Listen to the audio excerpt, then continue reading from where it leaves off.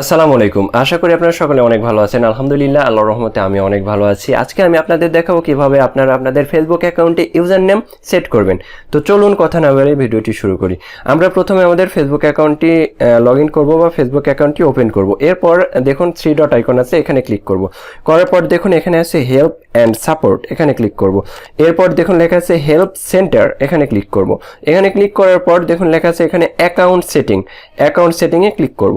Account সেটিংয়ে click করার ফলে দেখুন এরকম একটা ইন্টারফেস আপনাদের সামনে শো করবে। এরপর ইওর ইউজার নেম, এখানে ক্লিক করব। এখানে ক্লিক করার পর দেখুন এখানে কয়েকটি অপশন আসবে। User name, how are user name and user IDs used on Facebook profile, এখানে কয়েকটি অপশন আছে। এখানে লাস্টের যে অপশনটি আছে, এখানের যে অ্যারো আছে, এখানে ক্লিক করব।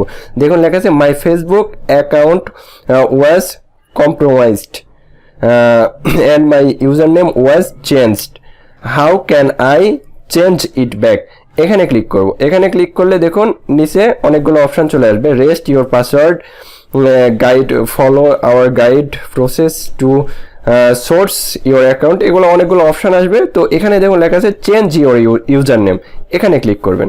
এখানে ক্লিক করার পর এখানে আপনার ইউনিক একটি ইউজার নেম দিবেন। যদি আপনার কোনো ইউজার নেম ক্রিয়েট করা না থাকে তাহলে এখানে ফাঁকা থাকবে, আর যদি আপনার আগে ইউজার নেম ক্রিয়েট করা থাকে তাহলে এখানে সেই ইউজার নেমটি চলে আসবে।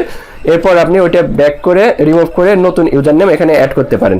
তো আমার ইউজার নেম অ্যাড করা নাই, আমরা এখানে ইউনিক একটি ইউজার নেম দিতে হবে। কারোর সাথে যদি ম্যাচ করে তাহলে সেটা গ্রহণযোগ্য হবে না, তাই আমরা এখানে ইউনিক দেওয়ার চেষ্টা করব, যেটা দিয়ে সার্চ করলে আমাকে পাওয়া যাবে। তো দেখুন আমি ইউজার নেম দিয়েছি রবিউল ইসলাম 2030। এরপর চেক অ্যাভেলেবিলিটি, এখানে ক্লিক করব।